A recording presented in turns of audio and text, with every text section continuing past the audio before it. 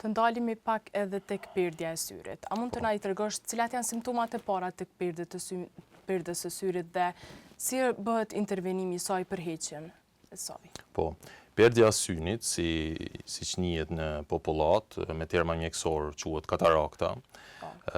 Katarakta është një problem që shfaqet për shkak të moshës, apo edhe problemeve tjera, domethënë që nuk lidhen me moshën, siç janë përdorimi i barnave të ndryshëm, sëmundje të ndryshme metabolike, siç është diabeti.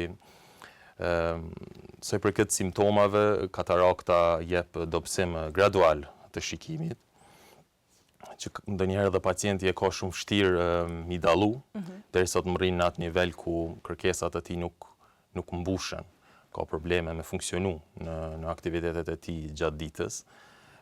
Përveç pengesave në shikim, jep ulje të kontrastit, ulje të detektimit të saktë ngjyrave, pengesave kur pacienti qëndron në ambient me ndriçim të madh e kështu me radhë. Trajtimi i kataraktës është kryesisht trajtim kirurgjik. Shpesh pacientët na pyesin a ka ndonjë formë tjetër për mi trajtu përveç kirurgjisë. Fatkeqësisht nuk ka arrit shkenca me bo diçka që mi prevenu kirurgjinë. Operacioni i kataraktës është bëhet me metodën fako-emulsifikim.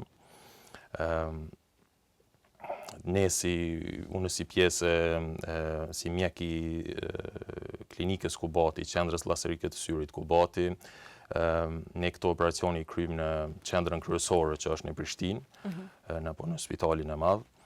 Edhe prej regioneve, pikave tjera të regioneve, pacientët që vinë me katarakt drejtohen fillimisht tek ne, pastaj ne udhëzojmë në qendrën kryesore në Prishtinë ku aty kryhen intervenimet. Tani në pikën e re, që është hap në Ferizaj, normal rajoni i Ferizajit ka shumë persona që janë paraqitur dhe vazhdojnë të paraqiten me këtë problem. Katarakt është një patologji mjaft e shpeshtë, edhe ne bëjmë atë ekzaminimin parësor të këta pacient, llojin e kataraktës, sa po i pengon pacientin në shikim, shikojmë edhe për sëmundje tjera shoqëruese.